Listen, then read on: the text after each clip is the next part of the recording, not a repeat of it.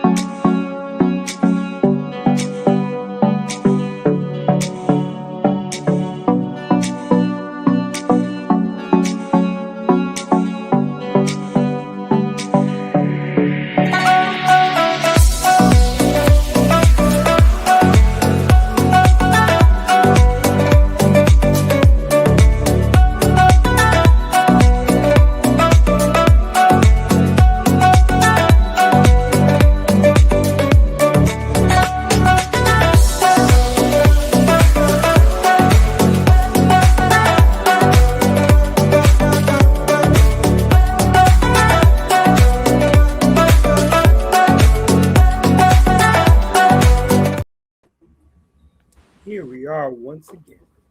And we're back. I want to first start off in the most holy name of Allah, always bearing witness that there is no God but Allah, Muhammad is his messenger. I would like to greet you all in the beautiful greeting words of peace in the Arabic language of Assalamu alaikum. And that simply means peace be unto you. Okay, y'all, I'm crying, y'all. I'm crying. Why am I crying, y'all? Because this is the last show of the relationship. Of the relationship. Oh, I'm sorry. The relationship series. How long have we been at it? Oh my God, since March. This is hard work. March, April, May. Yes. You got family. You got 3 months worth. 90 days program. 3 months worth of program. This was a serious 90 days. This right was here. a serious 90 Hey, days. and none of us got time out. Time in. You got time in. Definitely time in. You put in time. And so, by this being the last show, what are we going to Praise be do? to Allah. We This got is what you gotta do. Yeah, please like, subscribe. You know what you have heard, what you have seen, what you have experienced, what you have embraced. Copy You know and paste what it you have already. shared with somebody. Share with more people, Come and on. you know, just definitely giving a shout out to all the the listeners who have actually been Yes. with us since A1 day one. You know, Wow.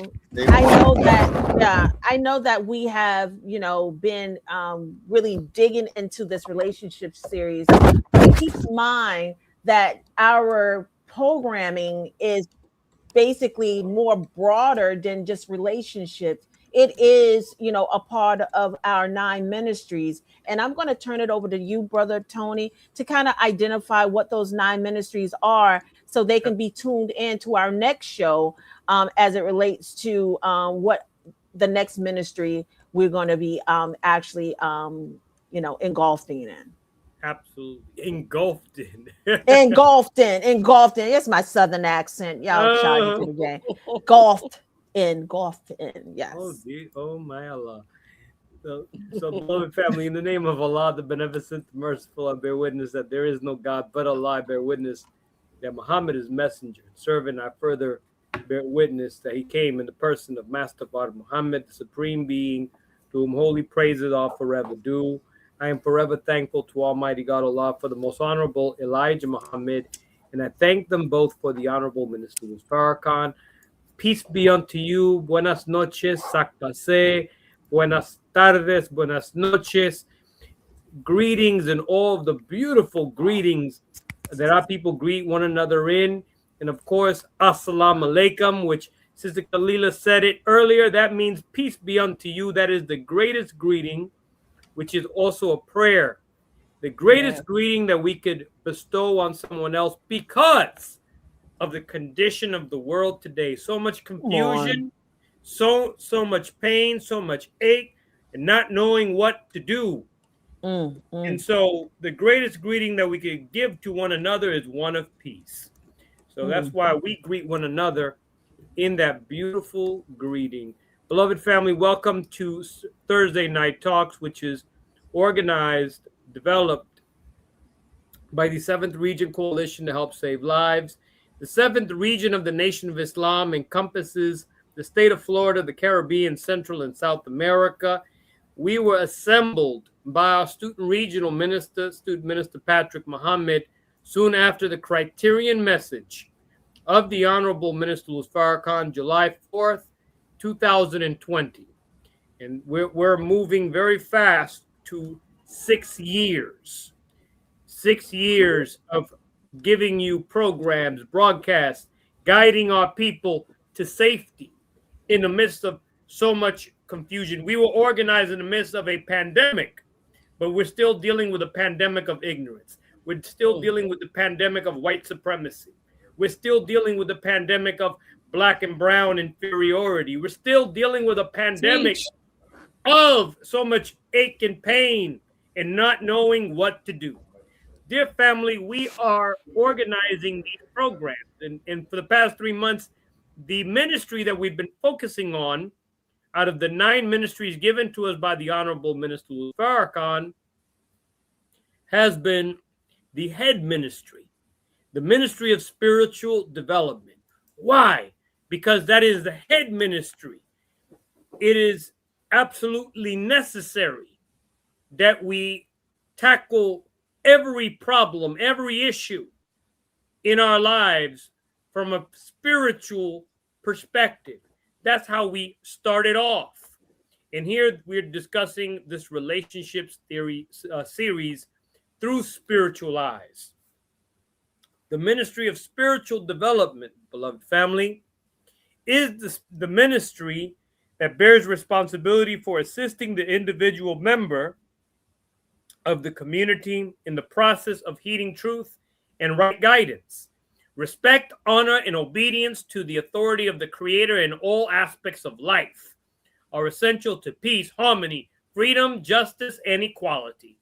In the words of the Honorable Minister Louis Farrakhan, self-development is an absolutely essential component of this microcosm of the new world.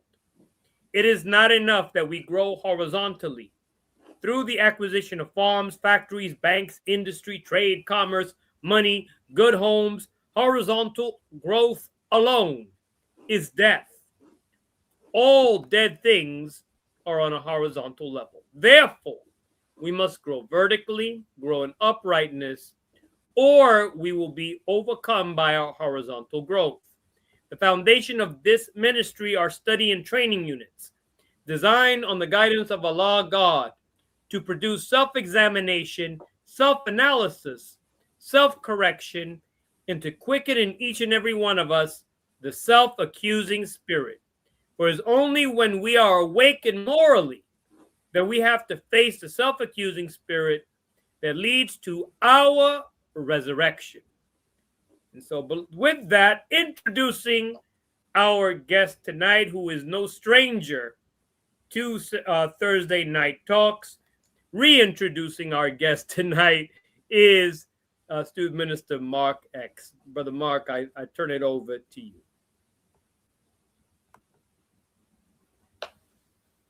You're on mute, Brother Mark. Assalamu alaikum, family. Wa alaikum salam, sir. Wa alaikum salam, sir. And in the name of Allah, the Omnipotent, the Merciful, I bear witness there's no God but Allah, Muhammad is his messenger. Yeah, the appropriate term is reintroduced because our dear brother has been on Thursday night talks several times. So what I'm going to do is just present to some and introduce to those few that had not heard about our dear brother, but we're just going to share a few things and get them on because we want to talk to our dear brother. So Brother Desmond Muhammad was born in Dominica, Eastern Caribbean, and he graduated from Broward County College School of Nursing and has been a registered nurse since 1999. He's worked in hospitals from 1996 to 2019. His goals are to continue to help the Honorable Minister Louis Farrakhan spread the teachings of the Most Honorable Elijah Muhammad. You know, he's done so many things, and in addition to his awesome career, working on books, working on an album, his music, hobbies, and vocabulary, educating and playing the guitar. He's a man of many talents and skills, but he is most known for his articulation of the word of Allah, of the teachings of the Most Honorable Elijah Muhammad. So let's get our dear brother on right now and not waste no time. Bring on our dear brother, student minister Desmond Muhammad. Woo! Allahu Akbar. Allahu Akbar. Allahu Akbar. Allahu Akbar. Bismillah. Go ahead. No, please. Bismillah ar-Rahman ar-Rahim. I bear witness. There is no God but Allah, and I certainly bear witness that Muhammad is indeed his messenger. I'd like to greet you and, of course, your listening audience in the greeting words of peace. In paradise, we say it in the Arabic language, Assalamu alaikum. Walaikum salam. Sir. Welcome back. Thank you so much. Thank you for Part welcoming me 3. back. Part 3, yes. Well, technically Yes. not part 3, but It's a different title. Third time around, That's true. but There's going to be some overlap. right. Some overlap. But So I just wanted to say Go thank you to you all, firstly, and thank you to our 7th Regional Student Minister, Brother Patrick yes. Muhammad, for this platform, and of course, always to Student Regional Minister Abdul Sharif for allowing me the Yes. platform to be in the student ministry, and of course, we always want to thank and all the believers that support them to help the Honorable Minister Louis Farrakhan. So with that being said, I pray that Allah, the words of our mouth and the meditation of our hearts be acceptable in his sight, our Lord, our strength, and our Redeemer. Amen. Amen. Man, I love that prayer, because my thing is, as I'm thinking about this being the last show as it relates to the relationship series, we still have a lot of reaching we have to do as it relates to this topic. And I really wanted, and I really, I'm really at, it's kind of at like a standstill in regards to it being the last show, but giving a view of a optimistic approach to this relationship series. And so that's why we as a group, by the help of our dear assistant minister, student minister Tony, came up with the title, Love, Life, and Let Allah, God, into our relationship. So we're going to our questions. Kalila, if I may, and I didn't come up with the title myself. I know you did. I researched. I was going to talk. Yeah, I was going to talk yes, about ma'am, that. Please. I don't want to interrupt. No, but go ahead. I think you would come up. We're I in the think same wavelength, Sister Kalila. Right? Yeah. No. Because No. I don't give myself the credit. We wanted to have a sum up of all the discussions that we've been having on relationships. Talking about relationships in general. Why do we have these hang-ups with one another when we should be doing everything that we can to build a stronger relationship with one another, regardless to whatever disagreements, which are always very small. We just have to learn how to relate to one another better, and which is an ongoing struggle in our lives. If we truly love one another, there is no cutoff like that. If we truly love one another, we will proceed further. Like, okay, there's something that I did wasn't 100% correct. All right, well, I got to refine myself, and I got to make this work with whoever I am working with. It could be a relationship that I'm having with another person, like a friendship. It could be a coworker. It could be a marriage. But here we're talking about relationships in general. So I literally researched the Final Call article.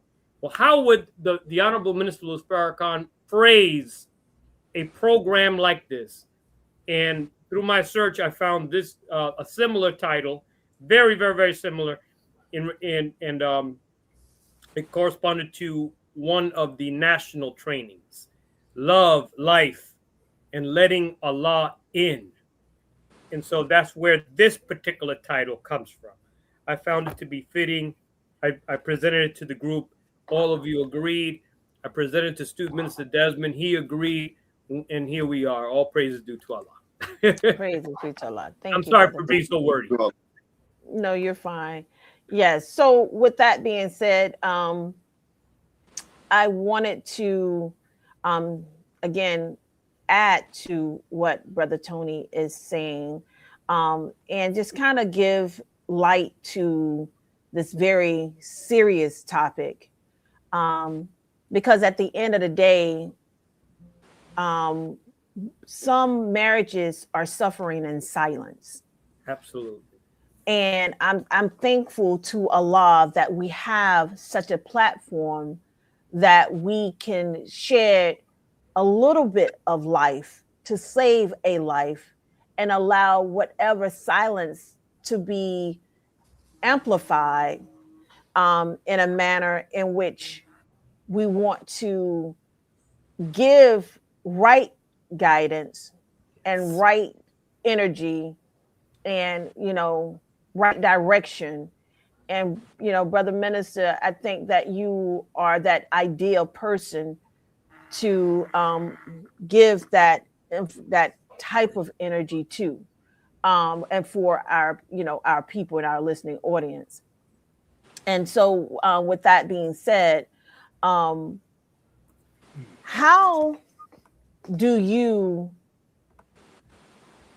prioritize life that allows a love that brings you closer to Allah? Praise be to Allah. How do you prioritize life with a love that allows a love to bring you closer to Allah? Wow, very profound question. Well, let's start with the Honorable Minister Louis Farrakhan. The Bible says God is love. Let's begin there. God is love. So if we allow God in, if we allow Allah in, then that becomes the centrifugal force in our lives. And so everything else is watered with the love of God. The Honorable Minister Louis Farrakhan gives, I can't remember what tape, but he speaks about the relationship between heaven and earth. And that heaven is always above earth.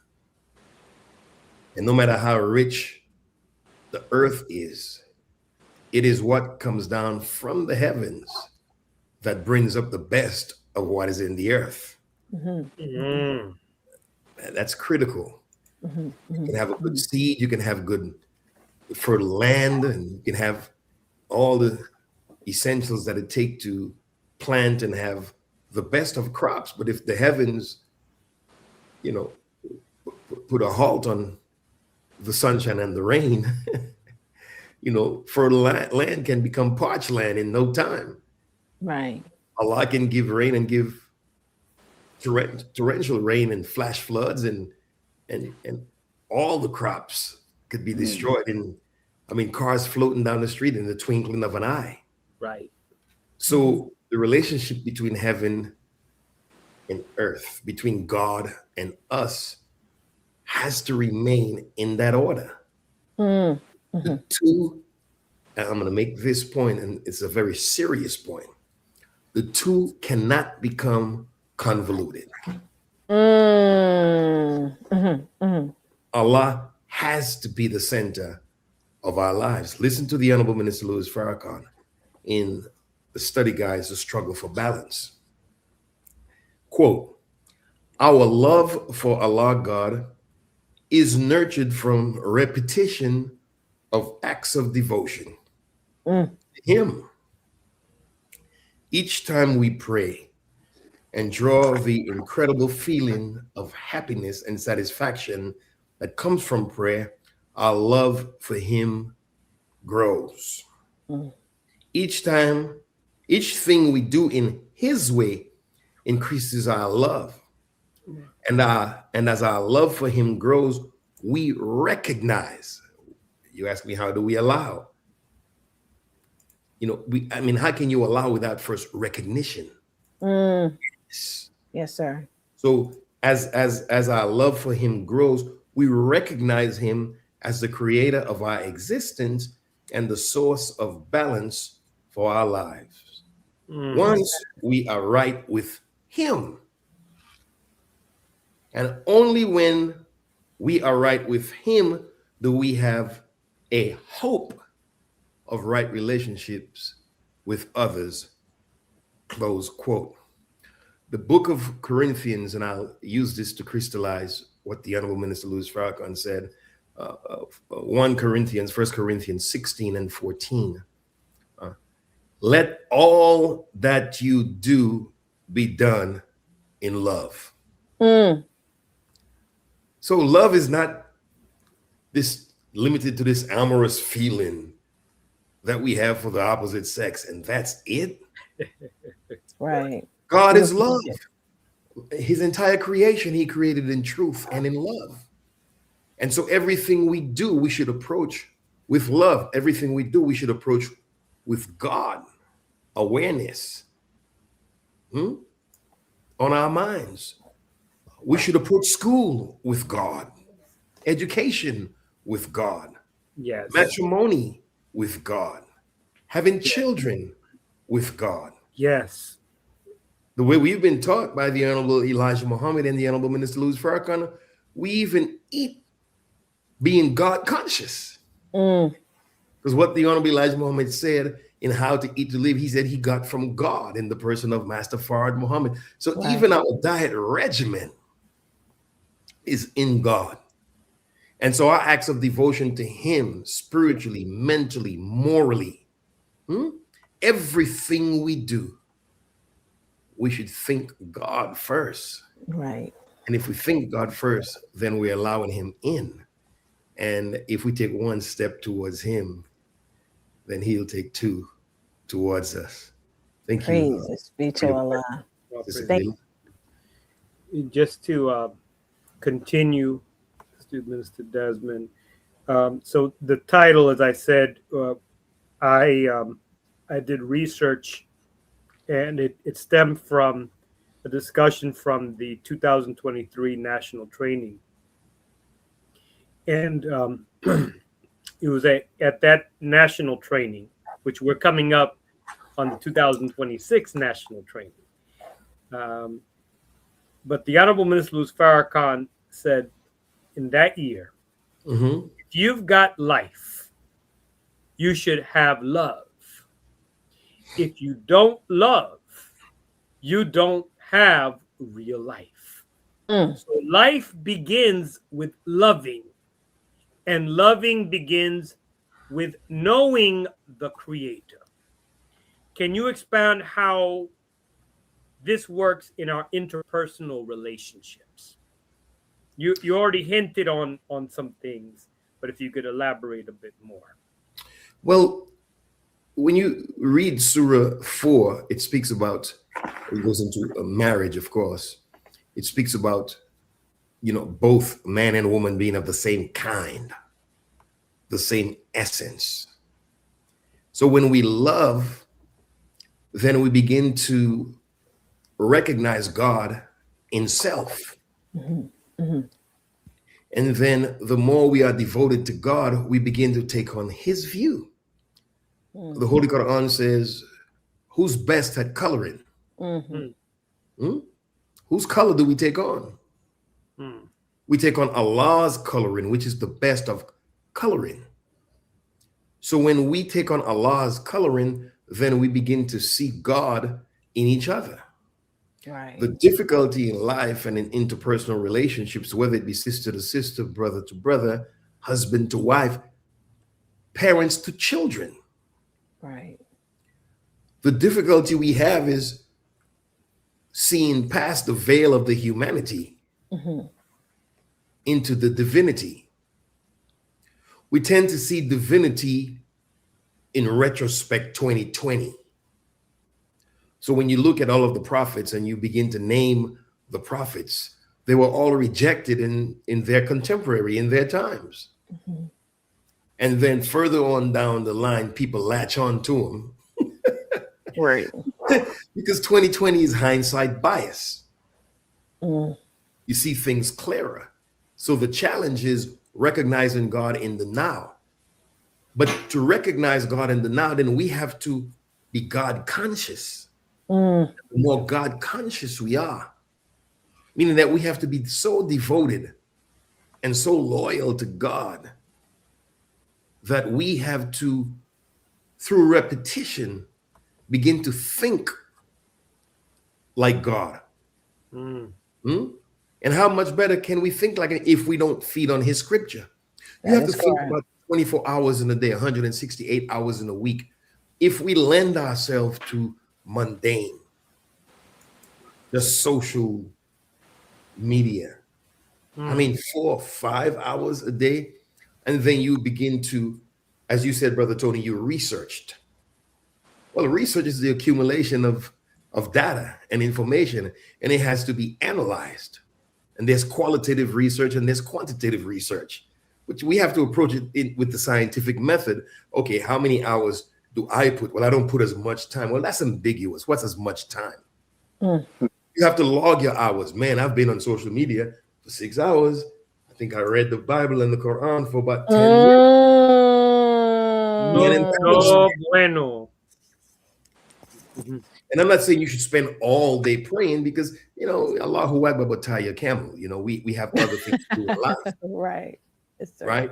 But there should be a time devoted just for the study, for the consideration, for the reflection of God. Yes. On our past duties and our duty to Allah, primary, and our duty to each other. And how can I do it better next time? Yes. Oh my God, I was highly reactive this time. When, let me apologize for, my rather uncouth expression. And I'm sorry for shouting at you. I didn't, to shout at you. But how can I better it? How can I make expiation? Many of us, we apologize 10 weeks later. Oh my God. When something happens, how quick are we to apologize? Does it take a long time, which attenuates or weakens maybe the potency of the apology? Right. There you go. Or the sincerity of it.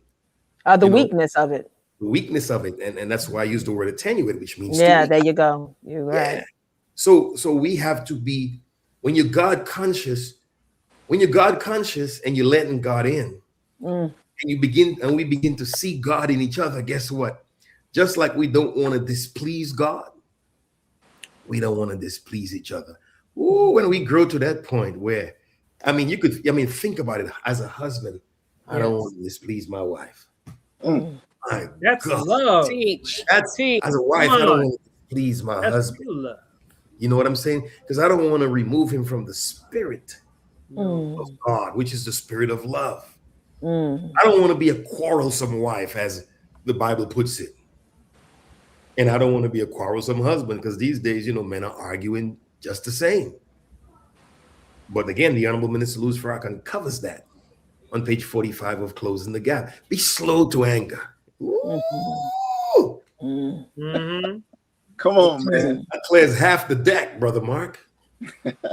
Slow to anger. And don't do for do, tit for tat. No.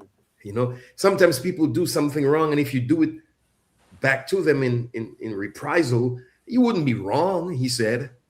He said, but it injures the process by which the sinner comes back to redemption. Teach, beloved. Teach. Oh boy, that Closing the Gap book. I mean, I wish I had enough money to just buy 1 million copies and just give them away. In the meanwhile, until Allah bless me with those chips, you can get it on store at Final Call. In the meantime, in between time. You'll get your copy as we speak. But Little commercial for the beautiful extemporaneous on the dot answers from the Honorable Minister Louis Farrakhan interviews that helps us to cope with relationships. Praise be to Allah. I want to say little commercial. We are studying that in Miami, Muhammad Mosque number 29 on 5660 Northwest 7th Avenue here in Miami. We're studying Closing the Gap on Wednesday night. All right, join us. Praise be to Allah. Beautiful. And all the questions that you're asking is about closing the gap. It's closing the gap between us and God.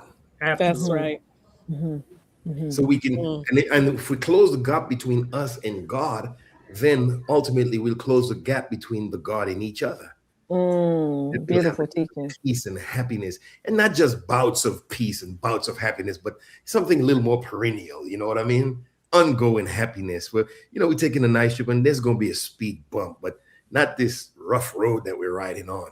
We can take better trips than that, and it's because we don't know how to live. But the teachings of the Most Honorable Elijah Muhammad, my God, I mean, and the way the Honorable Minister Louis Farrakhan expresses it and give exposition to it.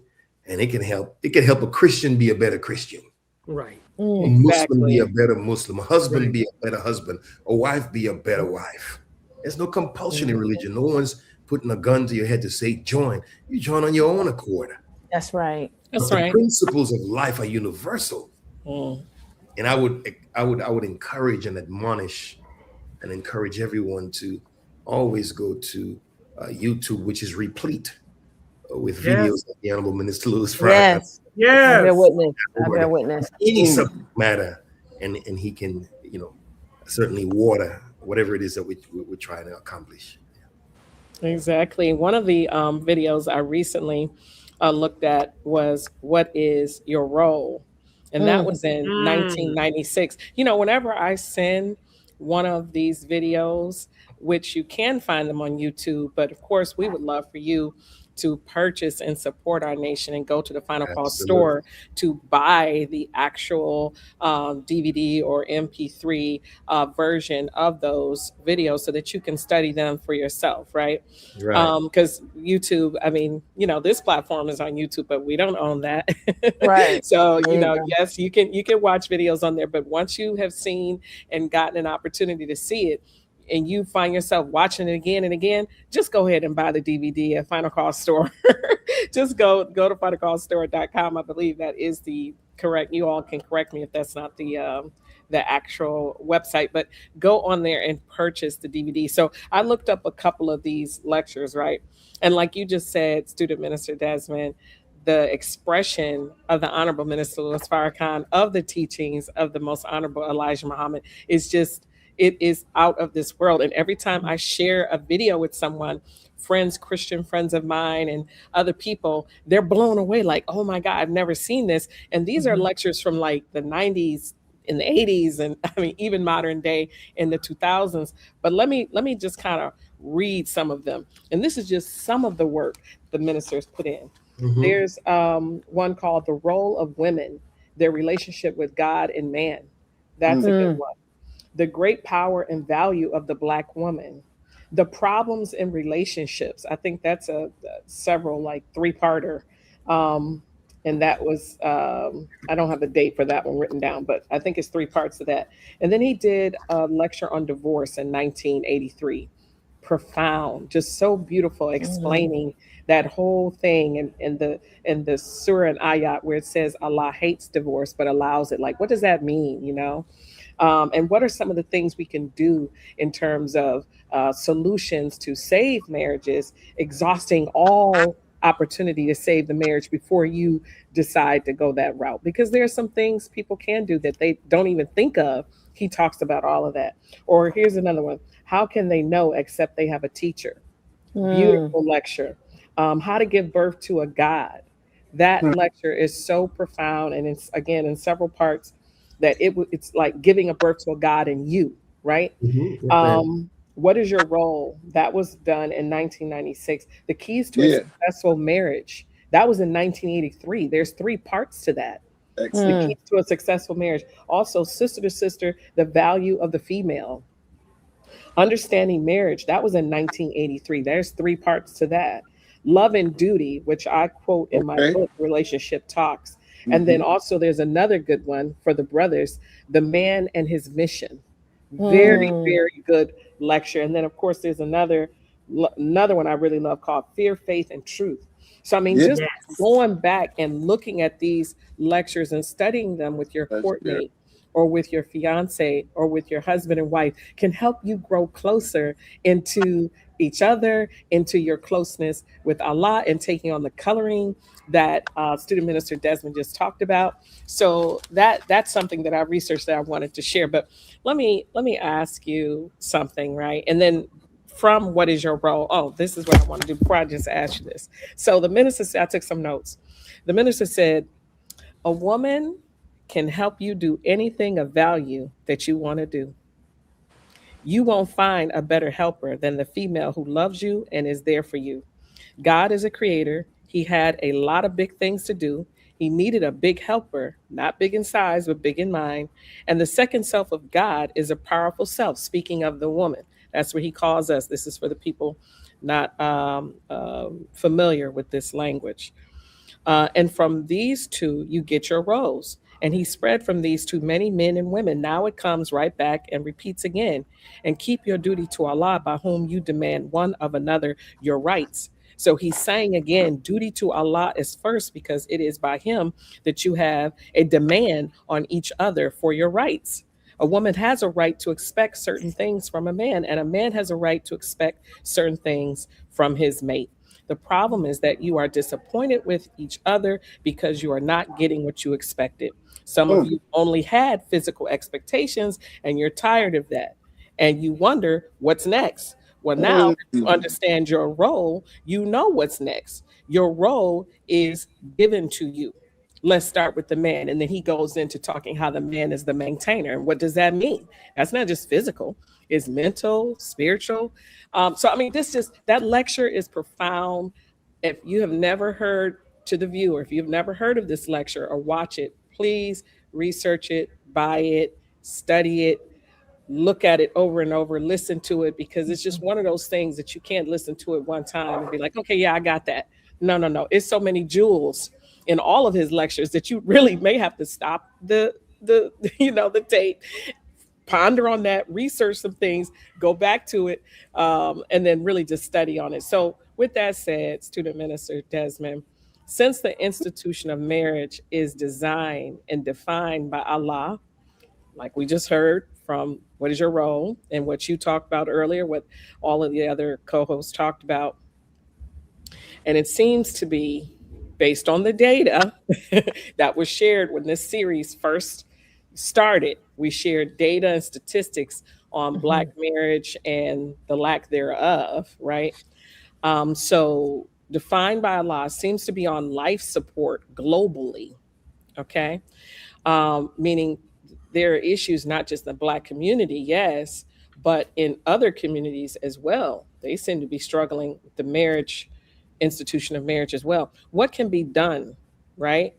weekly, monthly, annually, specifically in our community, the Black community, to give the institution of marriage CPR, real support and solutions to help people choose God, family, and nation, which was your lecture that you did, and in this order. And I really wanted to ask you this question from this medical standpoint because you are a nurse, soon to be, inshallah, a nurse practitioner, uh, able to see your own patients. So, I mean, can you help expound on that? Because there's a lot of data saying, yes, there have been less divorces, but that's because there have been less marriages, like globally and within the Black community. Some people are just straight up opting not to get married, like, let's just live together, things like that. I mean, it's not stopping people from having children because, we see that there's still children being produced from these situationships or interactions or whatever you want to call them. But in terms of legally married in the eyes of Allah and taking those vows, that there's some people opting just not to do that. So can you speak on it? Well, absolutely. I mean, the first thing that comes to mind, thank you so much for conveying to the listening audience and to us some of the topics in the lecture series that the Honorable Minister Louis Farrakhan has done. They don't get old. They don't. Never. Revelation. Yeah, never. So Right. I would get everyone that Sister Katrina mentioned for my library. And of course, you can go back and rewind this tape and write them down. Well, the first thing that comes to mind, my dear sister, is the Honorable Minister Louis Farrakhan said, desire feeds the will. Come on. Love it. Beautiful. So if the desire has been out, the language of marriage is dying.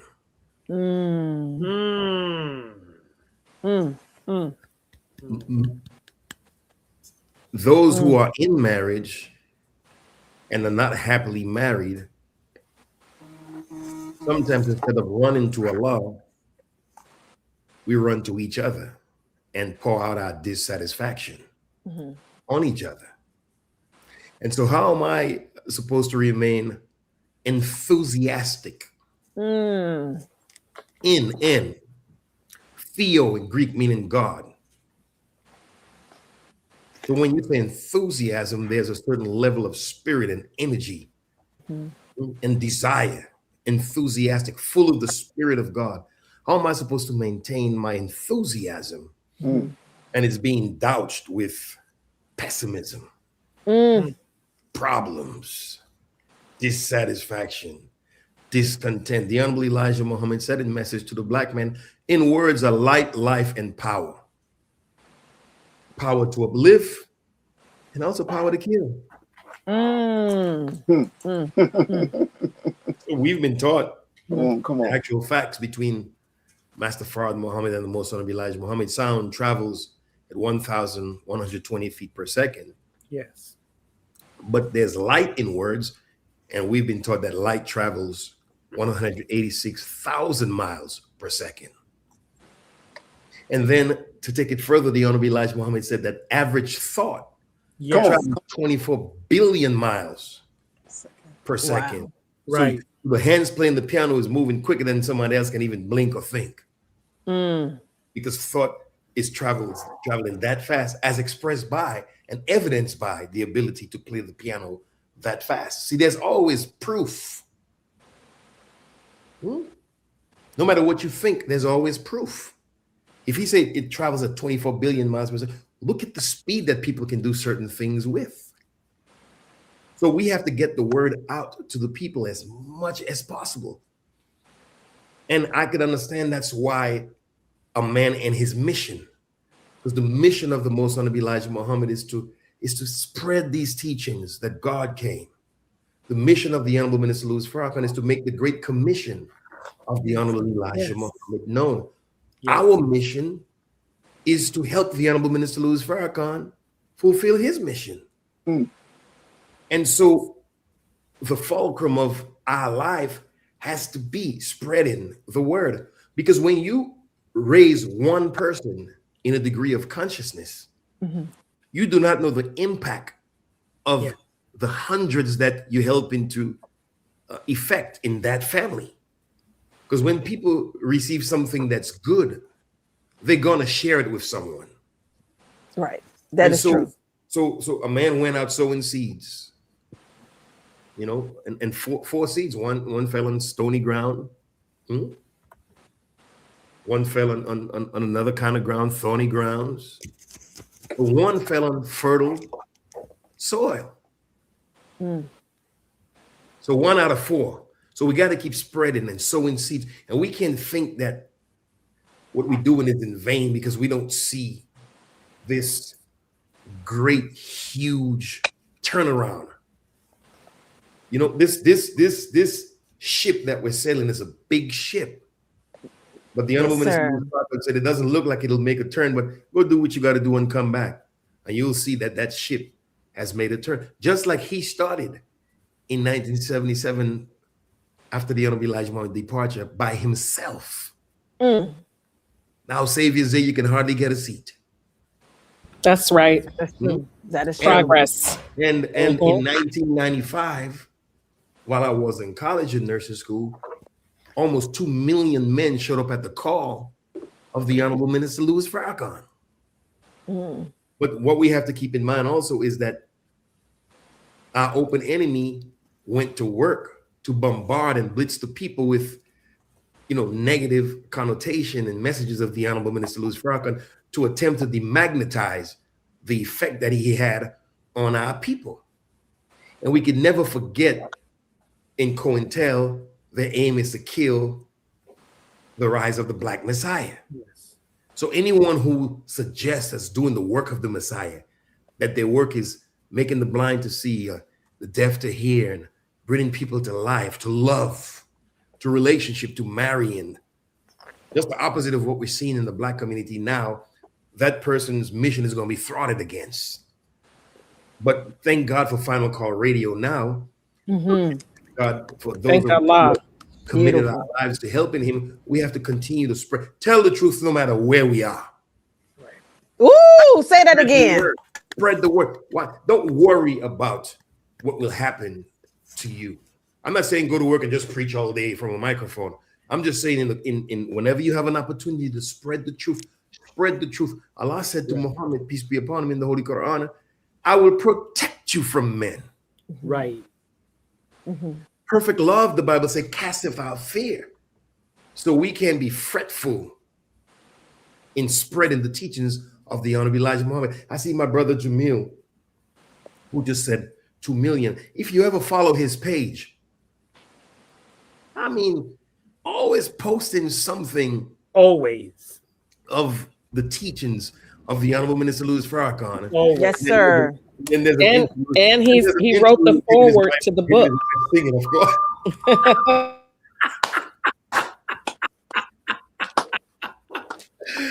This is Tisha making those faces and Brother Jamil going down the road like he's.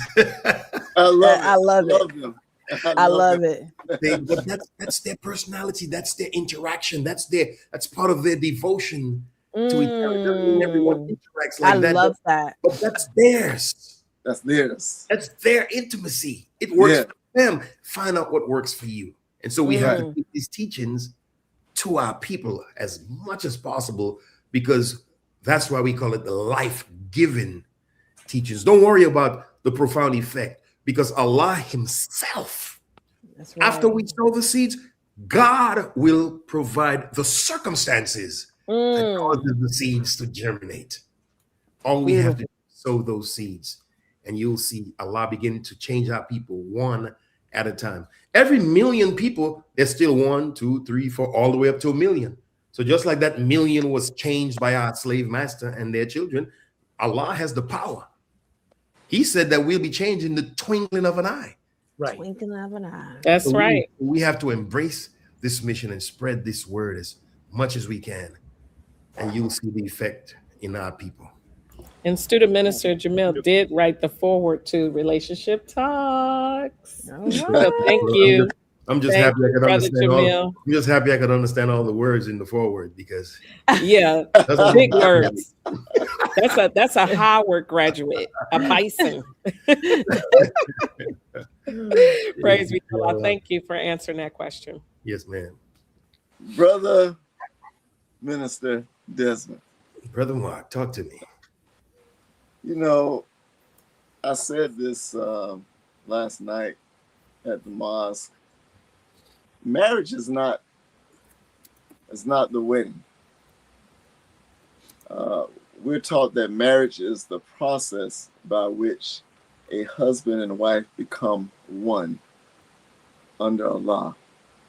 And we're also taught that marriage is one half of faith. My question to you is why? Why is marriage one half of faith? Of all the things that be 50% of my faith, why is marriage one half of faith? And if I don't get married, am I only accomplishing half of my faith? Well, I mean, listen, whether we like it or not, the way we've been taught, that's the pedagogy.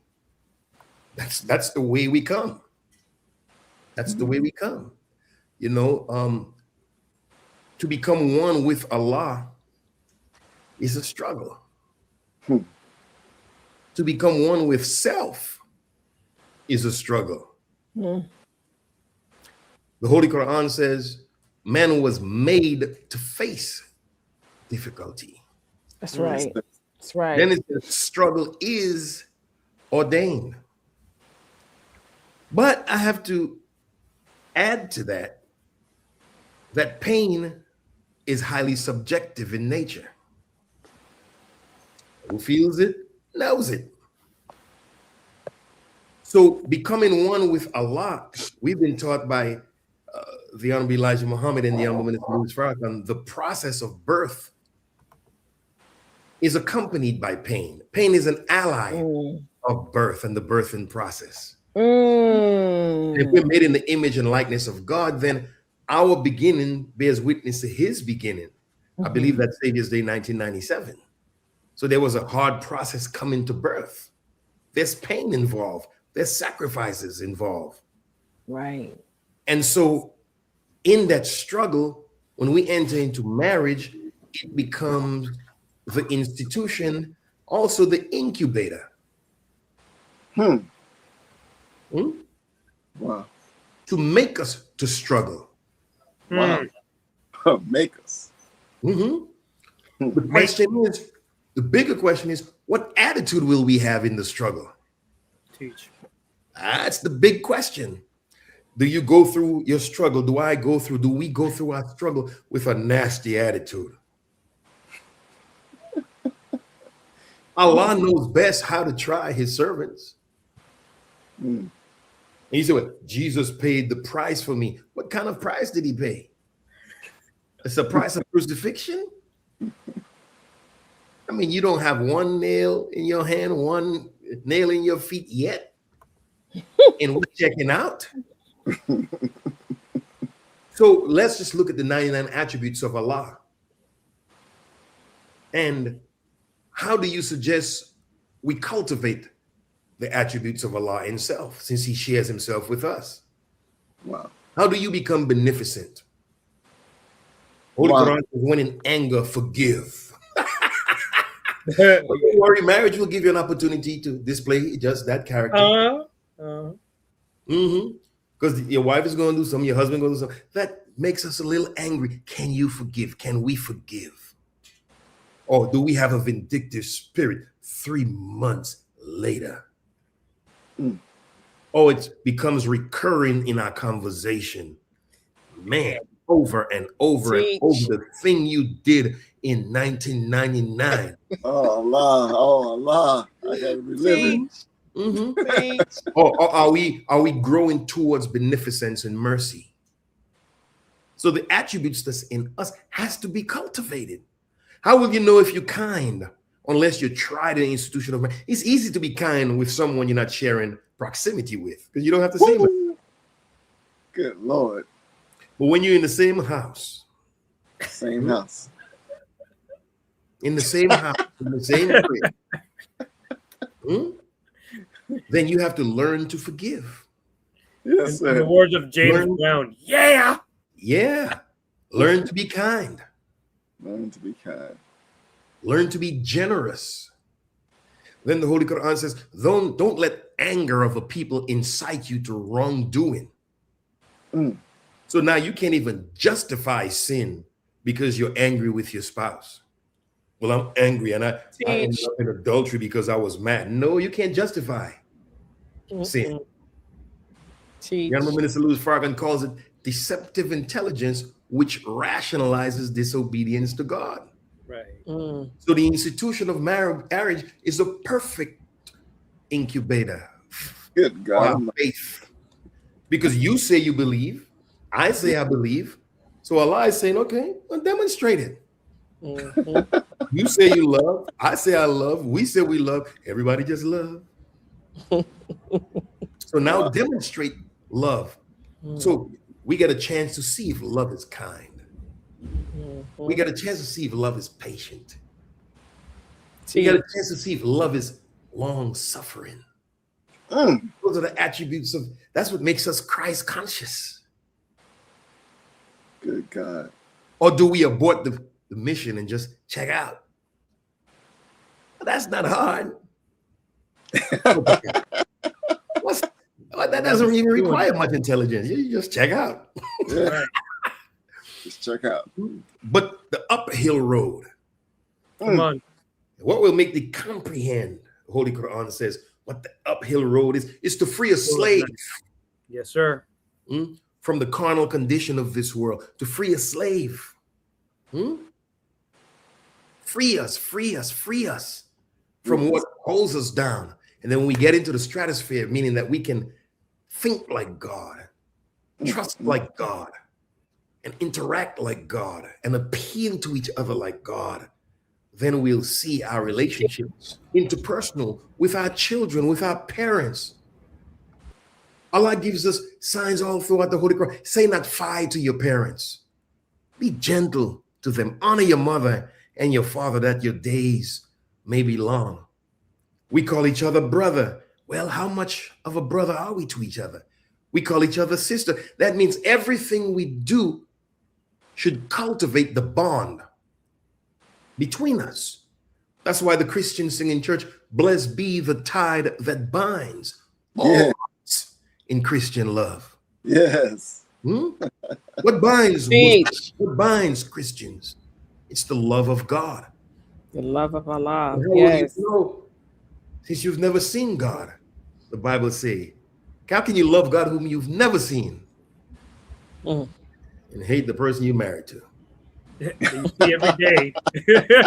Every day. See, every day. No character is being displayed through our trials. And so marriage helps us to see how beautiful we are. Yes. It also makes us to see some of the ugly things that's sitting down in us. And it's not what goes into a man, the Bible said, that defileth him or her. It's what comes out. And the institution of marriage is a perfect incubator to show us what's in us so we can clean it up and become closer to Almighty God, Allah. May Allah bless those of us who are on that journey. And I encourage everyone to get on that journey. Marriage doesn't have to be this woe is me kind of wallowing in self-pity, countenance falling. Man, you don't have to live. I don't live like that. Come on. I don't want to live like that. I don't live like that. I'm telling you, I have fun in my house. Yeah. Do you have speed bumps? Yeah, but I'm trying to get better shock absorbers. You know what I mean? So we can go through that thing together. Yeah. You can have a happy marriage. It doesn't mean that there won't be a difficulty factor tied to that of value, as the Honorable Minister Louis Farrakhan teaches. Anything of value has a difficulty attachment to if it. we don't include God, we'll find ourselves in and out of depression. Come on, beloved. In and out. Bouts of joy, bouts of happiness, but never this sustained peace that passeth all understanding that we're looking for. If you're looking outside of God, you won't find it. Because everything else, including that new car, temporal joy. That's right.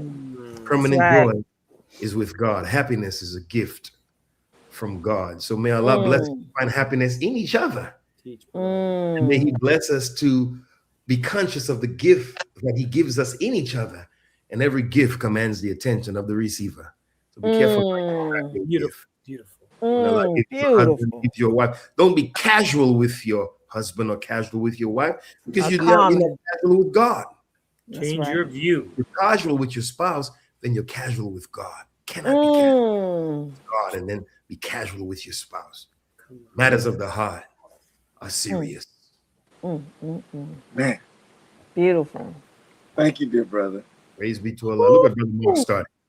Man, it started a heat wave burning in my heart. Okay. Thank you. Trying to be on that same wavelength and just asking, why is faith, patience, and divine connection to Allah important in, sometimes outside, and sometimes to a relationship? Because the very things that we're demanding of each other, or our nature is demanding of each other, we ask of God. You know you messed up, so you ask Allah, be forgiven. Be patient. I mean, we beg God. We be begging God. Right. You know what I'm saying? Oh Allah, forgive us our trespasses. Yes. As we forgive those who trespass against us. Right. So if you want God to be patient with you, patient with me, when we want to do something that requires a degree of success, even in finances, we ask God for His blessings. Always asking God, always asking God, always asking God. Well, why not ask each other? Beautiful teaching. How can we be so reliant on God, yet not depend on each other? This is why marriage is interdependency. There's something in you that I need to complete me. There's something in me from God that you need to complete you. We can't go this thing alone. We need each other. And in this growing up in America, our enemy has made us enemies of each other. So we're approaching courtships and marriages and interpersonal relationships, even business, doing business with everything we do, black to black. We do it with a jaundiced eye. Oh no, oh hell no, that person can't be that nice. I'm waiting for the real you to come out. The aha! I knew it. Why the real me can't be godly? That is the you act like you don't know I make mistakes. Are you perfect? And if you're not perfect in your sojourn in life, why do you demand of me that type of perfection that you yourself have not expressed? Come on. Teach. Oh my God. You're hypocritical. Teach. Come on. You're making demands of me that you have not cultivated.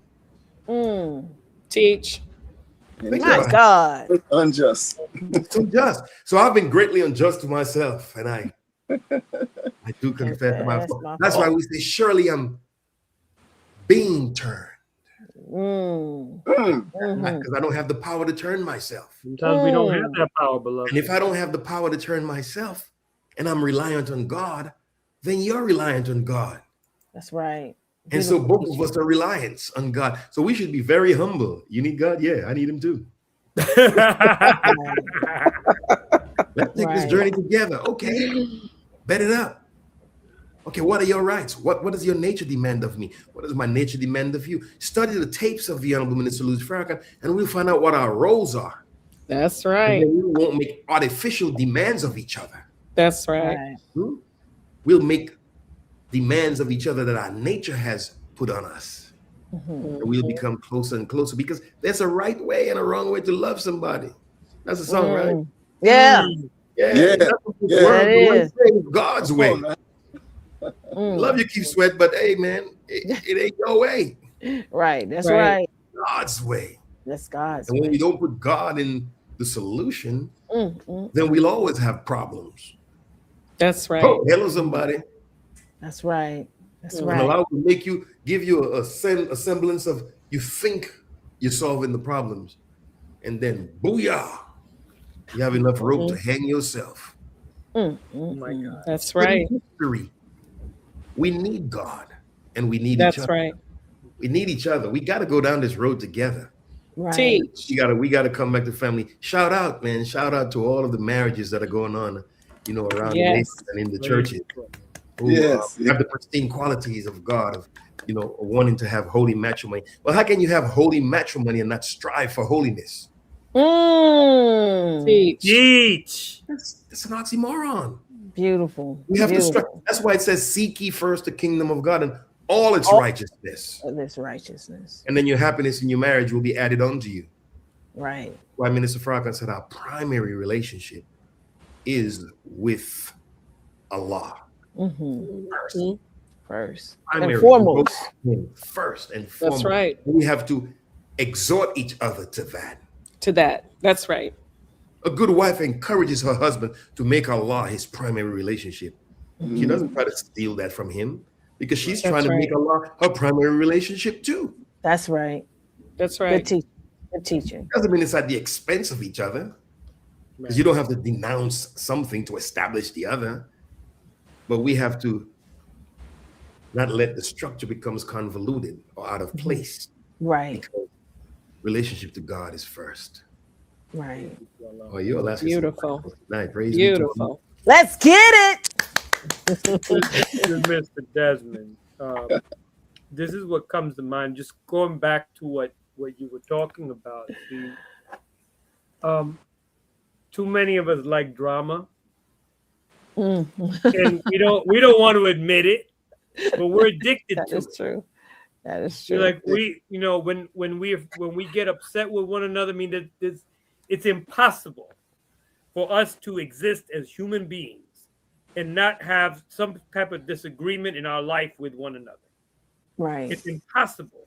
But then when we take things the wrong way, or there is a disagreement, let's say that there's an argument, and I'm feeling some kind of way, like just harboring that brother Desmond, and I'm holding on to that anger for 3 weeks, and I'm not talking about the issue with my brother. It's just festering there with my wife, with my children, with just holding it in, and it's festering like a cancer. Too many of us operate that way. I'm not going to talk to so-and-so. Wow, we had a disagreement. Really? So, beloved, when it comes down to disagreements, when they take place, whether in marriage or in friendships or among fellow believers, why is it important to bring Allah at the center of the conversation? And what is very good question. What is the process involved? Because I don't even know, if we're having a disagreement, I don't want to talk to my brother. How do we begin that process? Well, Allah settles all dispute because He's the author of truth, and the truth settles all dispute. There's your side, there's my side, and then there's the truth. That's right. You know what I'm saying? The truth. Honorable Elijah Muhammad said in the theology of time, the truth stands by itself. By itself. So you and I can become exponents and carriers of the truth. But Allah's truth is established. So why do we need Allah? We need Allah because we need someone to reconcile our differences. That is correct. You know what I'm saying? Obviously, a study of us could, illustrate very quickly, pathologically, that we haven't been too good at arbitrating each other's affairs. We can hardly arbitrate our own affairs. Right. That's a fact. You know what I'm saying? If you look at your life, sometimes you're not even satisfied with the decisions you've made. Man, I should have done that better. So if you need to reconcile with your own self, then what makes you think you and I don't need to reconcile with each other? We need God to reconcile. That's why Jesus reconciles man to God. Think about that. Why is Jesus reconciling man to God? First John, I think the second chapter calls him the propitiator. Mm. Hmm? He appeases, but not in the cheap way at work, buying donuts to get a raise. But he begged our pardon as the propitiator, because he's trying to reconcile. Why? Because if the weight of what we did, if Allah gave reprisal, the weight of what we did, then it wouldn't be one of us standing. Man, I've been gone. Not one. So Allah raises a man and raises men to beg our pardon. That's right. Sometimes working on our behalf to Allah. without us even knowing. Praise be to Allah. Think about that. So we have to bring God in the middle. Why? Because when we have God at the center, then we take on a godly spirit. That's right.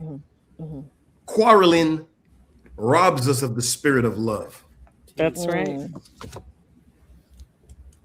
Quarreling only displays, in most cases, our ego. Carving And God if out. we're righteous, then the righteous walks the earth in humility. Okay, Brother Tony, let's just say we have a serious disagreement. Disagreement doesn't mean evil, because evil is a bad name after faith, says the Holy Quran. Disagreement doesn't mean name calling. Right. There you go. Disagreement does not have to equal accusatory language. Wow. Oh, that's a big one. The Quran says, if you really think I did it, put your hand on that Quran if you don't have 4 witnesses and ask for the punishment that was due to me upon yourself. Woo. Oh, yeah. Then the Holy Quran says, avoid suspicion, because suspicion in some cases, or most cases, I can't remember exactly what it says, is sin. Sin. Thinking crazy things about your brother. So we need God, because we have to bring God, his truth, his spirit between us to have a chance for reconciliation. If we bring what we've learned from our slave master and their children, we're going to be at war. Why? Because he's been at war perennially. That's right. That's right. He's never not been at war. If you read Secret Relationships Between Blacks and Jews, around page 52 to 54, it speaks about our slave masters and their children being a motley assemblage. A motley here suggests it's incongruent in everything. Can't get along. Killing each other in Europe. And then when they came to America, the blacks became the buffer. You see? And now they're able to get along on keeping us oppressed. Enslaved. And enslaved. So we became the omnipotent, for all of their troubles. But our focus can't be on him. The blame of their civil Our war. focus has to be on our relationship with God. That's right. Because with God, all things are possible. The Honorable Elijah Muhammad said, if we do what we're supposed to do, man, we'll forget that he's even there. Wow. You see? So when we mistreat each other, outside of what the white man has taught us, where is he? Our focus has to be bringing God in our relationships, Brother Tony. It's because our problem, the Honorable Elijah Muhammad said, our solution is divine. It ain't political. It ain't social. It ain't any of these institutions that we go to our schools for and say our dissertations and get our doctorate. It's nothing wrong with that matriculation. Get it. But if it does not include God in its approach, Wrong approach. then you won't have the transformative effect that you're looking for. You might have a political effect, but not a transformation. Be not conformed to this world, but be transformed by the renewing of your mind. Renew your mind unless you invite God into your heart, into your soul, and into our relationships. God is the answer. No way around it. Wow. Thank you for that. One of the things you said earlier was about studying the minister's lectures because it'll bring you closer to Allah. And you talked about his expression. One of the things I love too about his expression of the faith is he helps us understand, and especially the lectures that I mentioned earlier, and I read those off. Mhm. He helps us to understand the condition that we're both in, right? In terms of the man understanding the woman's, because he's not the male is not the female, right? That's what we're taught. That's what the minister says, and the female's not the male. So sometimes I think some of these disagreements, misunderstandings that student minister Tony talked about is because we just don't understand each other. But reading his works and studying his lectures helps us to understand our own condition and have more empathy, have more compassion, Mhm. have more understanding. This little book right here, The Teachings 2.0, we've talked about this Gotta before. get it. Gotta get it. This is, since we're on social media, those who are not familiar, this is volume 3A. It was published in 2023. Essentially, people were submitting questions, and then the minister was answering them. And Brother Keon, who gathered all of this data and put it into these small little books, he was the person who helped put this together. So within the table of contents, I had to go back to it, right? I said, I remember it being something on marriage, and there's a whole chapter on marriage and family. It's on page 87. And I just want to read something to you. Please. See, it says marriage and family. So, I mean, the minister's been teaching on this for a long time. But one of the questions someone submitted said, I know this is question, oh, they're not numbered, but it says, I know this world gives us a lot of fancy definitions of it, but I wanted to know, what is your definition of a soulmate?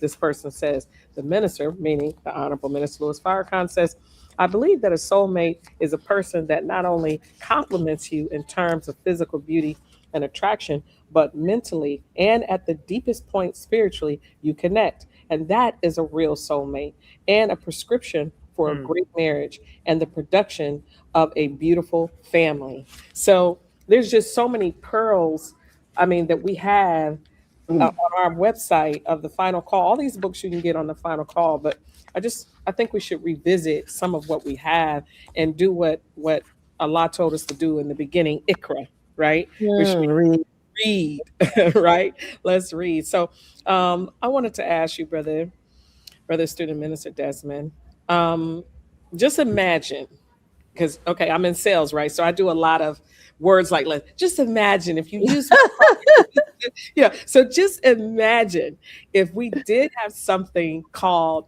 a marriage or family department, right? How would it function and help families? And I'm talking about every man, woman, and child, and help them with solutions to the family and marriage conundrum. And before someone says, here go Sister Katrina again, using these big words she learned to spell, man, conundrum. What is that? We don't know what that is. Brother Desmond likes big words. He's a wordsmith. So I was like, okay, I need to find a word for Brother Student Minister Desmond because he's going to break this down. So conundrum, family, it means a confusing, intricate, or highly difficult problem that lacks an obvious or easy solution. So you couldn't just say this problem. No, I think the situation that we are in with regards to marriage and family is a straight up conundrum. Let's just keep it real. And so it says the primary meaning, a puzzling question, a head scratcher, or an enigma, right? So that's what conundrum is. So again, if we had something called a marriage or family department, and that's within our own organization, but in any organization, any church or any organization that wanted to start something called a marriage family department, maybe even a nonprofit, starting a nonprofit that's all about just marriage and family, how could it help families? What are some of the solutions that it could do to bring, as they say in the Bible, some balm in Gilead, right? I mean, because we need a healing today. So how would it look? What could it do? And what's your opinion on that if you just use your imagination? That's a tough one for me. Okay. I mean, thank you for your question, because if I knew how it looked, I'd be submitting proposals to the Honorable Minister Louis Farrakhan. Yes, sir. as we Yes, sir. speak. And sometimes when we submit proposals and it doesn't come to fruition in the time that we think it should because of what we consider to be a dire need. Sometimes our proposal can be a trial for us because we might Of find course. because it didn't evolve in the, Right. in the timeline that we think it would be. But any department, well, let's go to the history of Prophet Muhammad. Yes, sir. Peace be upon him. The first 23 years was the revelation of the Holy Quran. Yes. There were no departments, Right. institutions. And then after Islam became seated in the hearts of the believers, then the Prophet began to institute social departments. When a good book is in the Final Call store, The Life of Muhammad. Yes. By Muhammad, I think it's Muhammad Khalil. Yeah, but The Life of Muhammad. I mean, it's a nice book, maybe about 400 or 500 pages, but it details and chronicles the life of the Prophet and the establishment of Islam. Beautiful book. And so after Islam was quote unquote established through the revelation, that aspect of the journey, then the Prophet began to set up different social departments for charity and for this and for that. And then it began to, serve the community in the manner in which you're talking about. But, the amalgamation of the entire peninsula took time. And so if we study that, we see every epoch, every time period, certain things happened. The Honorable Elijah Muhammad from time he met Master Farad Muhammad in 1931. Yes. All the way up to the 50s and 60s, spreading the word. Matter of fact, he had to run from the hypocrites. And then before his departure, you began to see the institutions, MUIs, just flourishing, fish, tons of fish from Peru, farmland in Georgia, in Michigan, in Alabama, fleets of trucks. Then we were moving to aviation. So the first spread was a vertical spread in the teachings of the Honorable Elijah Muhammad, the teachings of Prophet Muhammad, and then it was a horizontal spread. So I think for now, I think whatever proposals we have, we should submit those proposals. But I can't imagine that we have an institution that's not of aid. Anything we have with the spirituality at the head and at the center will augment our marriages and help us to become better. Tuesday night, we had a nice broadcast, of course, for members of the Nation of Islam only, to help us. And you may say, well, what good does it do? Well, you don't know the impact that thing had on people who are contemplating divorce, people who are contemplating courtship, people who contemplating marriage, you see? Yes. And so the purpose of these forums is to bring awareness, but God-centered awareness, so that we can, have a better chance of having good marriages. But in all honesty, I don't think I know what what that would look like. No, you touched on it, and I appreciate you referring us to the. Oh, I just want to say brother. this last. My question. Can you hear me, Brother Mark? Brother Mark, Sister Katrina's not finished. Oh, I'm sorry. I don't know. Real quick, I just want to thank you, Student Minister Desmond, because this book, The Life of Muhammad at Final Call, I think I've been wanting to get that. So that's interesting that you said that, because I didn't get that book yet. And so thank you for that. And you did answer the question, because you walked us through what the Prophet, peace be upon him, how he started and the things he did, and then connected it to the Most Honorable Elijah Muhammad, the exalted Christ, and how we started and what we've been doing all the way down to the modern times. And you're absolutely right, because in my mind, I was thinking department or doing things for the community, very similar to like the Black Panthers and when they started the breakfast program for Black people in the community and for the children. Well, that the government, this government of the United States saw that and was like, great program. And so they basically adopted that program, and it's become this national thing that they've taken over. But just being of service to our people, the way we are with the auditing department, right? Mhm. And offering auditing to the community and going out and talking to them about good communication and doing seminars and workshops with them about that. Things like that, that even our nonprofit community, our POC community members that worked with a lot of the ministries, right? How they can incorporate family and marriage and all of the different 9 ministries and all the different people, the point of contact and communities that we've worked with, like in terms of all of us putting our hands and our minds together to think about how can we help the Black community in family and marriage. This is a heavy lift, and it should not just be on us, right? We should partner and unify and come together with all of Like these mine, like mine. Black organizations and communities that want to help the community. So then Mhm. let's work together in doing that. And so every single event, everything that's done, it's Allah in the center and lifting up the Black family and like making that our mission. Almost kind of like how you've seen in the community the Buy Black campaign, where Mhm. there's mission of pushing, all the stores you go to, the doctors you go to, where you spend your money. Just be more conscious about where you're spending your dollars so that we can rotate our money in our economy many times over before it leaves our community and then benefits other people, right? Something like that in terms of like a Black family and marriage campaign where we are really promoting healthy families and helping people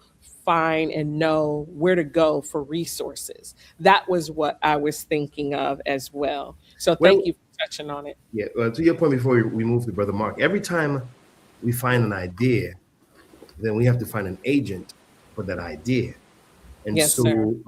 you may be the agent Oh, for that me? idea, or you may induce someone else to be the agent Yes, for the sir. idea. One of the things I'd like to say about us in the Nation of Islam is the structure has brought us this far. That's So right. Right. do big things and then always consult with our headquarters. But don't not do big things. We all have a gift in us. The Honorable Minister Louis Farrakhan said, "Blessed is the man or woman who finds their purpose." That's right. Some people are born to open orphanages.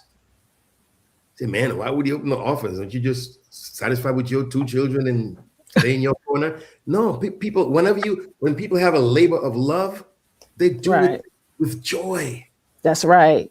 Open orphanages, the people who open, different institutions, and it's wide open for us. I would always say, once it involves, anything on a grand scheme, start it, and then reference always our headquarters, and we'll always get good guidance. That's right. Beautiful. But start it. There's Yeah. good in each and every one of us. Yes, sir. I think Excellent. Brother Thank Mark. you. I think Brother, you're welcome. I think Brother Mark had his hands up. He's He got his hands up. Everybody hands go up. Okay. So, Brother Desmond, say for example with your vehicle, there are certain things you can do to get the best out of your vehicle, right? You can put the best fuel, you can make sure you get the regular maintenance, just regular, habitual, simple things that you do to get the best out of your vehicle. My question to you is what are some critical actions that a husband or a wife can take that will bring out the best in their spouse? Beautiful Well, question. I think Sister Katrina mentioned it, that she loves the expression of the Honorable Minister Louis Farrakhan, right? How do you express yourself to your spouse? Mm. Are you kind? Mm, Do you offer gentle word? beautiful. Do you use words of endearment? Are you always consciously thinking about your spouse? What kind of language do we use with our spouse? Even in disagreement, you could be gentle. Right. That's right. Some say, man, I ain't there yet. Well, get there. Right. And fast. And fast. What are you waiting for? Yeah, I mean, we have to make positive incremental growth and development and changes in ourselves. So study yourself. Look at what you could have done different pathologically. You know, ask your spouse, you know, how may I please you? Some of us don't even ask. Wow. You know what I'm saying? There's certain There you things go. you may do something that doesn't sit well with your spouse. I give you like a just very brief example. You may leave your sneakers, you know, by the door, and you know, one wife throws it through the window, and but she lights it with gasoline and matches first, and then throws it out. And then another wife be like, "Oh, my man worked so hard, I push his shoe aside." Two different people, two different responses, right? Beautiful And so we teacher. have to look, and that's just a simple idea. So we have to look at, you know, what's your love language? What's her love language?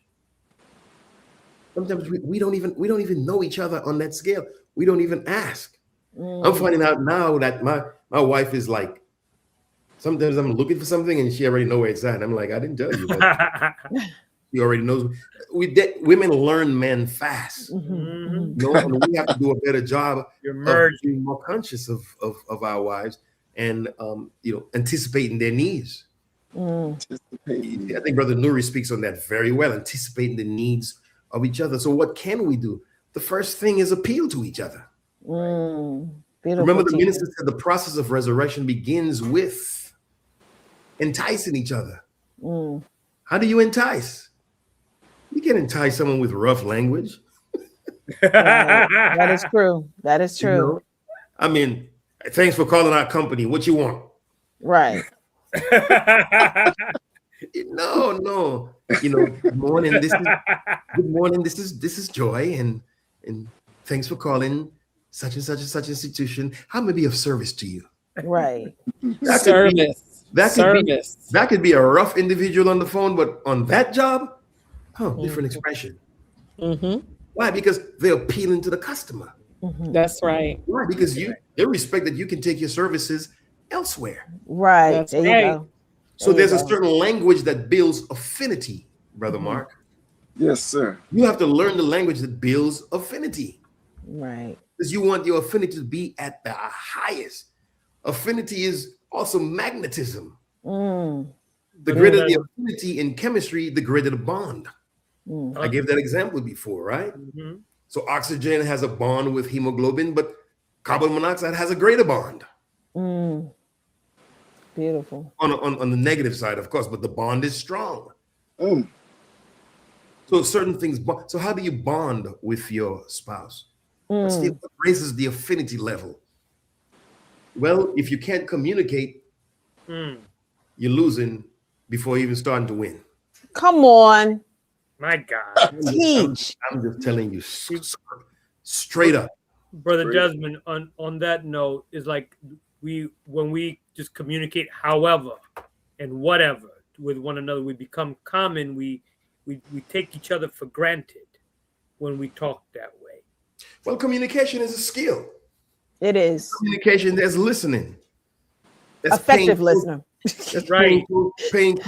That's paying close attention. That's not hearing. That's a physiological process. That's right. With sound and ear, listening, and not formulating answers before hearing the person out. Right. Good teaching. So if you haven't learned that skill and we're not good at it, then you have to take a class. If you're not serious about a class to help you to communicate better, then you're not serious about communication. Wow. You're casual about it. And you'll get the same results until something changes. What is it about the Honorable Minister Louis Farrakhan when he communicates to us? It's almost like the Bible said, my sheep know my voice. Right. That he can reach people no matter what their religion. Teach. That's a skill. That's spirit. That's an art. That's intention. If the intention is love, then you won't be abrasive. Whoa. Right. That's true. That is true. That If the is true. intention is love, you won't be uncouth. Well, let me give you the so-called Negro advice. That's just me. Oh, I hate that. I hate that. That's just who I am. That's That's the way I am. That's just who you are, where you are. But we all have to grow. That's and become right. civilized and refined. Mm, mm, mm. And so we can make demands from our open enemy and demands from their political system for perfection when we ourselves are not striving for perfection. Our perfection is first with God. Be ye perfect. And so when we try to better that relationship with God, then we'll have a better chance of perfecting that relationship with each other. So what can we do? Appeal. How do you talk to God? Right. Mm. Think about it. How do you talk to God? Mm, mm, mm. When you're on your knees, when you prostrate, oh Allah, Mm-hmm. we beseech your help and we ask your mercies. That's For we right. believe in you and trust in you for all that we need. We are helpers in your cause. With your apostle, please, Allah, grant to us Please. success. Imagine talking to a spouse like that. Oh, sweetheart, how Oh, was your day? I mean, good googly woogly. wiggly, wiggly, wiggly. In my sister Wiggly goop. Katrina voice, woo woo. That's right. Ned That's Flanders. right. To each other. That's right. You know what I mean? Man, I've seen the Honorable Minister Louis Farrakhan in my close-up interact with people, no matter what their faith, no matter what their color. And I mean, it's so gentle. Doesn't mean he doesn't have times when he's gonna chide or whatever, but for the most part, what I've seen, I said, oh my God, that is absolutely exceptional. I gotta step my game up.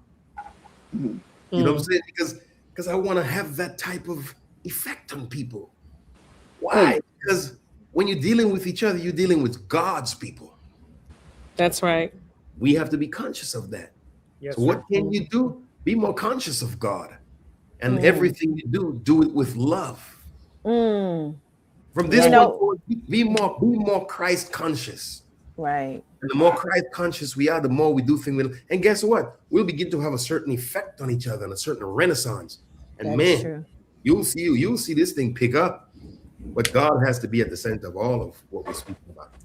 You know, Minister Desmond, I was doing some research, in regards to healing. And it all depends on the healed person in regards to the service they provide. And it was a part in what I was reading in regards to a healed and not healed person. And it was talking about service. And it mentioned that a person that is healthy is looking to be of service versus a person that is not helping is looking to be served. It says if a person is only looking to be served, then he seeks it because he only wants to endure through the lens of how he can get what he wants out of that individual, versus if he's looking to be of service, or he's looking to be served, or is looking to be served, they will ask probing questions like, what do you need? What are your thoughts? What are your dreams? What are your hopes? What do you want to do? How do you want to do them? How do you feel? Why do you feel that way? It said a person will elevate what they want in front of them and identify how they can benefit or make a contribution versus what it is in it for them.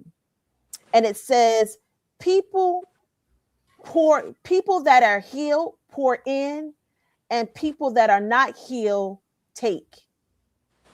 So I just thought that was so profound. And back to what Brother Mark was indicating, service is one thing, but if you are not a healed person and you're not demonstrating, the divine spirit in the process of the service, then it can be kind of like phony, or not sincere. And so I just wanted to, and then the thing is, when you're identifying, right, these type of energies, we have to be mindful that we attract who we are. So if we're not healed, then guess what? We're attracting non-healed people. But if we are healed, you will see the manifestation of God through that person, because they're there to serve. So just wanted you to expound on that, Brother Minister. Yeah, well, as thank you for your exposition and many questions that can arise and can be deduced from what you're saying. As children of slaves, I mean, none of us are healed. Right. Right. That's first, right? Clear the whole mess, right? We all need healing, but I think there's every disease has stages, right, for the most part. And so, you may be in a latent stage, someone may be in the first stage, someone may be in the symptomatic stage, and someone may be in the death and dying stage, right? So it's according to also the immunity of that person, because we could be attacked with the same germ or agent, and one responds by creating a policeman or antibodies to fight it off and ward it off, and the other person becomes critically ill from the same interaction. And so, in Matthew 23:11, it says, the greatest among you shall be your servant. So everything you said really is just specifically buttressing what the gospel represents. And there's nothing that we can say that's not covered by God in his word. But that person took what Allah says in the gospel, the book of Matthew, and they made it more specific. And that's what we're charged to do. We're charged in healing to take something from the word of God, put it in stages, and so we can now use it as a healing agent for each other. We have in the Nation of Islam, I believe, one of the best gifts that I've ever received in my whole life: the study guides. Yes. Right. Yes. I can't quite put words or value on the study guides. Come on. That's a gift from God. Beautiful. You know what I mean? From the Honorable Minister, which has helped me to heal. And so one of the things about, since I'm a nurse, let me use nursing language. The doctor comes and makes a diagnosis, and you go through 1 million tests. So if we diagnose right, we can treat right. Right. Because symptomatically, you could be, throwing up or be nauseated or have pain, and that could be a symptom of a myriad of plethora of diseases or disease processes. So throwing up doesn't necessarily mean pregnant. That's just a hot deposit. There's a whole lot of things that cause people to throw up.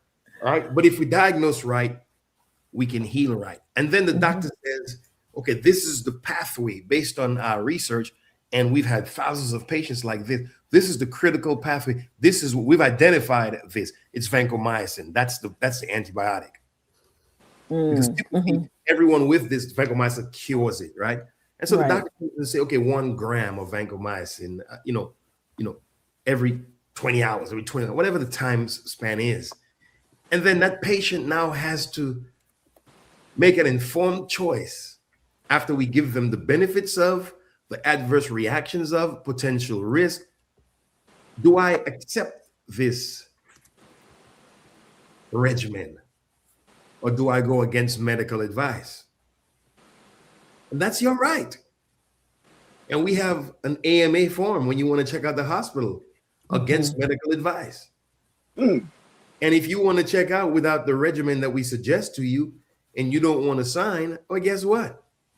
2 of us are going to come as nurses and we're going to sign. Patient refused to sign. And you're on camera leaving the hospital against medical advice. So when you bring your frivolous lawsuit and said, well, they let me out knowing I was sick. No. You let you out knowing you were sick. Right. Let's go for counseling. So every treatment regimen, Right. unless you're unconscious and someone else is making decisions for you, requires your informed consent. So when Allah gives us information and He raises messengers for us, do we submit to the regimen, or we go against spiritual advice? ASA instead of AMA, against spiritual advice. I mean, going against medical advice is one thing, but going against spiritual advice will definitely get us sick. Because we've been taught that every physical ailment is tied to a spiritual, of course, deficiency. Right. So what do we do? Well, that's very personal. Do you submit to the will of God, or do you continue to fight God? So this healing process requires, to some degree, us showing up at the rehabilitation center. Beautiful. You know what I'm saying? I mean, here we are trying to be healed, and the mosque is a place of healing. The church is a place of healing, and you're a truant. Right? I'm just skipping class. I ain't going. Well, I could be Muslim at home, and I could be Christian at home. And the choir director, she didn't greet me, so I ain't going back. Or the sister on the wall didn't greet. I mean, you know, these are the type of things that deter us.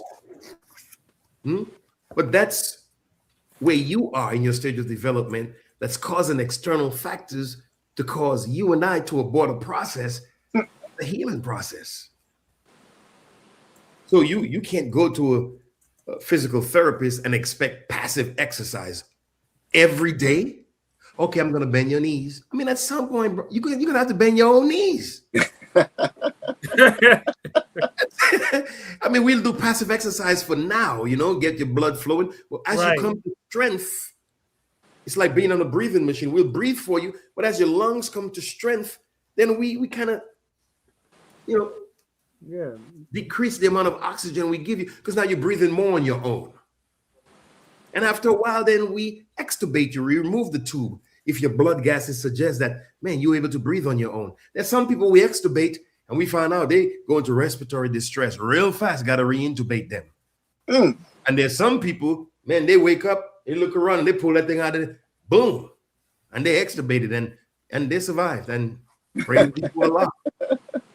And praise be to Allah. But sometimes if your blood gases are not right, pH is not right, you know, so we owe each other something in the healing process, is what I'm saying. You know, you just can't expect, you know, someone to just die for all of your sins and, man, you're healed by the blood of Jesus, the blood of Moses, the blood of Muhammad. I'm healed. Really? Well, our marriages don't suggest it. Our interrelationship, relationships with our parents don't suggest it. Our interpersonal relationships, we need help. Yes. You know, you just got to say, like Alcohol Anonymous, I need help. Yes. You know what I'm saying? I need to be healed. And some of us are so arrogant, we actually don't think we need to be healed. Good Lord. All of a sudden now you're self-diagnosing. Self-diagnosing. So I need help. Brother Desmond, I definitely need help. Wherever I'm at, if I'm at work and I can't be at the mosque, I tune into NOI.org. They got these little things you put in your ears, and man, I listen for a little while. You know what I mean? Or if I'm on my break, I get me a cup of coffee and I read, you know, something from the final call. Got to. That's right. Beautiful. Why? Because healing is not a Big Bang theory. Healing is continuous for what has happened to us and the condition we're in with white supremacy and black inferiority and all that we've been through and is going through. Healing is consistent. So for those who refuse to think that they need to be healed, you're being unjust to yourself. And you're being unjust to the person that you're involved with. Right. That type of attitude, that's not good. It's not good. You know, some of us won't take the medicine, but we expect the results of the medicine. We need help. We need spiritual help all the time. All the time. So if you won't take the medicine, then you shouldn't even consider marriage. Wow. Beautiful right. teaching. Beautiful teaching. Because Brother in, Minister, in marriage, I mean, I'll say this lastly. When you fall in love and both have Allah in mind, do you know a husband and a wife could help each other in the healing process? Beautiful teaching. By the way they complement each other, we can actually help each other to rehabilitate spiritually. Right. With our kindness, with our compliment, with our conversation, with our words of endearment, facing this rough world in a corporate structure that doesn't take human beings into consideration. It's commercialized. You work in that for 8-10 hours. It's information overload. Then you got to come home. Man, don't you want someone you can, just, you know what I'm saying? Sometimes my wife touched my forehead. I said, golly. Come on. I mean, I touch the roof and come back. And it's That's comforter. And it's therapeutic. Come on. Thanks. How was your day, sweetie? Oh, my God. There you go. I joke with my wife, and I'm letting you all in, right? I say, you're a keeper. Right. That's right. You know what Praise I'm be saying? to Allah. Thank Allah, someone cares about me. Someone's That's right. themselves on my behalf. See, when you say you care, you got to trouble yourself on that person's behalf. That's right. That's right. This kind of mediocrity care that no. You have to trouble yourself. That's right. To prove your care. Your That means behavior go past all the layers match of the darkness. words. Absolutely. So praise be to Allah for the healing process. Sister Kalila, may Allah bless us all to be healed. Yes, sir. I'm coming up. Praise be to Allah. Yes. And so with that being said, since this is our last Can you stop saying that? okay.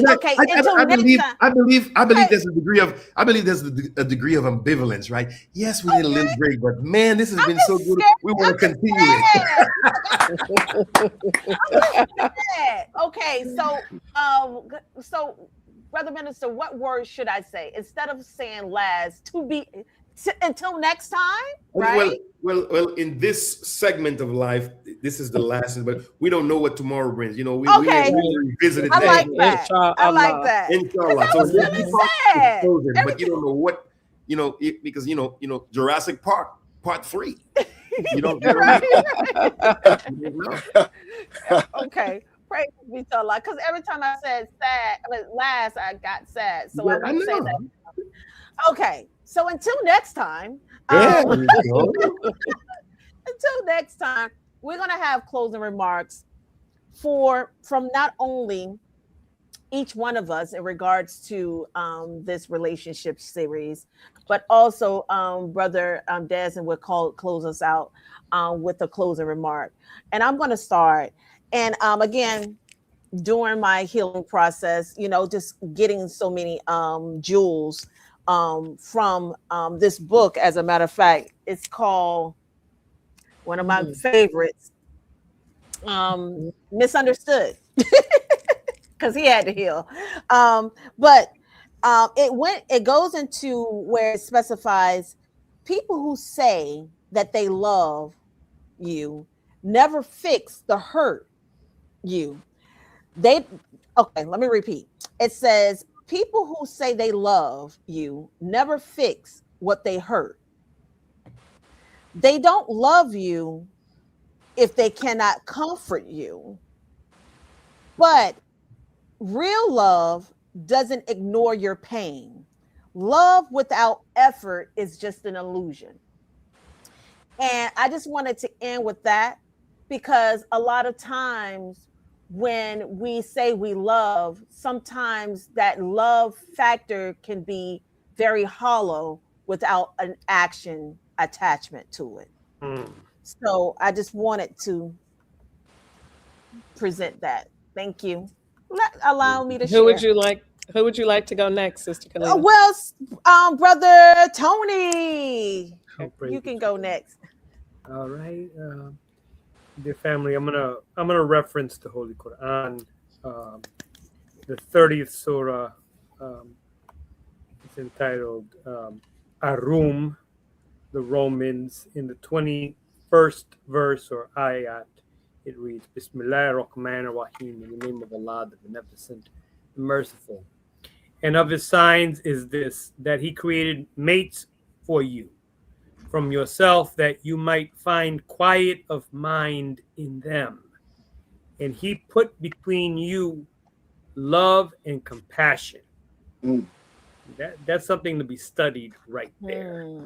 Love and Surely compassion. there are signs in this for people who reflect. So every day should be a day of reflection. Praises be to For those Allah. of us who are seeking our mates, and for those of us who are with our court mates and with our in marriages, every day should be a reflection. Every day, how can I improve? Every day, how can I find comfort and quiet of mind in my spouse, and how can I replicate and do that for my spouse? So I got to begin with myself, really.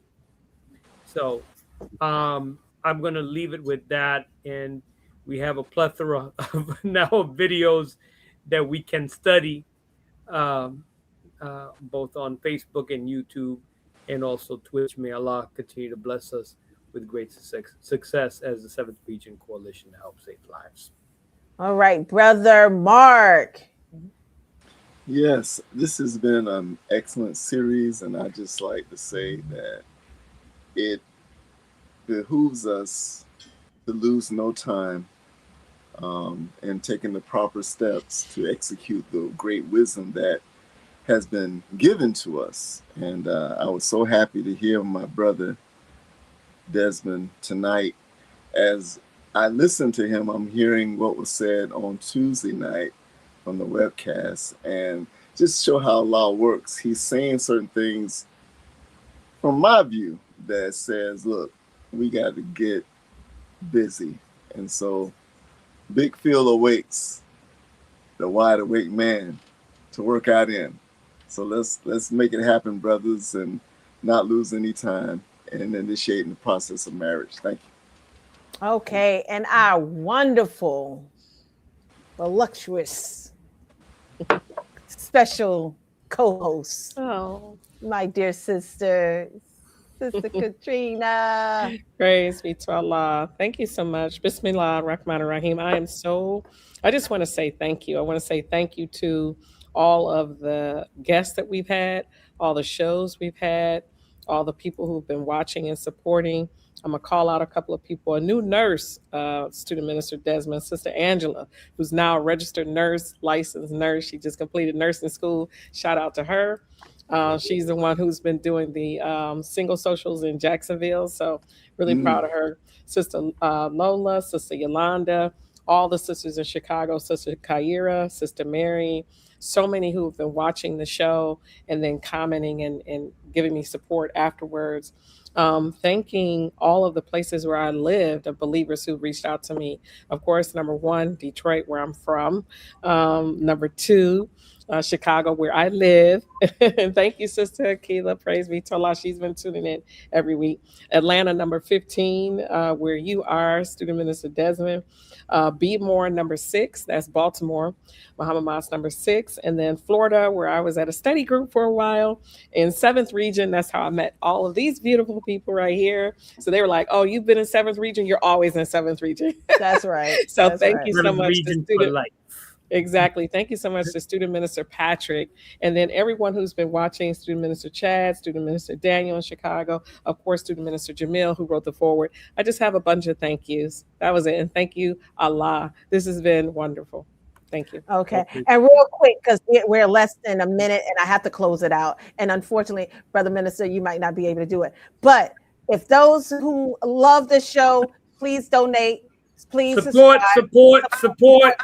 support. Bring it in, bring it in, bring it in, bring it in, bring it in, bring it in. Dollar So sign, that Seventh is- Region Coalition, yes, 29. at the bottom. It's at the Make your bottom. donation today. Make your Assalamu alaikum. donations. Walaikum salam. And tune Love in you. next time. We love you. We love you. We Assalamu love alaikum. you. Assalamu alaikum. Wale.